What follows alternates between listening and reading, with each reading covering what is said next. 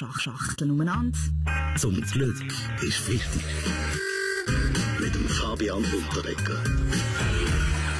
Aber es ist sowieso überhaupt nicht an mir, um jetzt da blöde Witze zu machen, weil ich muss ja vielleicht auch schon bald das Buff auf meinem Pult räumen und das erst noch mit euren Gebührengeldern. Der SRG muss sparen, 250 Mitarbeiter müssen weg, Kollegen, Kolleginnen, Sendungen.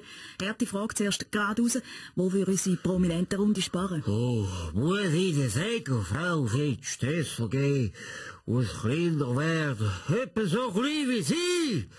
Aber 40 Millionen, hast nichts. Das zahle ich für die Weltwoche, da vor morgen. Danke vielmals, Herr Blocher. Roger Köppel, SRG, sparen. Um was geht's? Der SRG muss den Gürtel enger schnallen. Wir von der Weltwoche haben herausgefunden, dass das eine neue SRF Game Show ist. Statt 1 gegen 100 heisst es jetzt neu 1 gegen 250. Untertitel, raus aus der Schuldenfalle.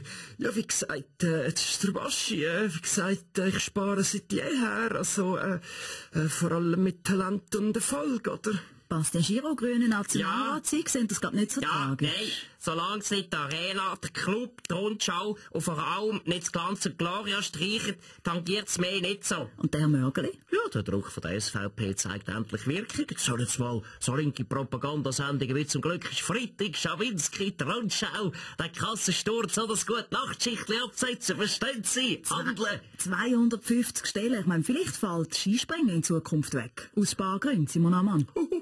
Ich bin schon immer sparsam gsi, vor allem beim Essen. Leck, habe ich Hunger. Vielleicht trifft es auch primär neue Sendungen. Florian Inhauser von Hashtag SRF Global. Hashtag sparen, Hashtag not good for me, Hashtag meine Frau, Hashtag Raff, Hashtag zu wenig geile Augenbrauen. Und ich sehe, der Renzo Blumenthal ist seine Stirn auch am Runzeln. Ich kapier's nicht.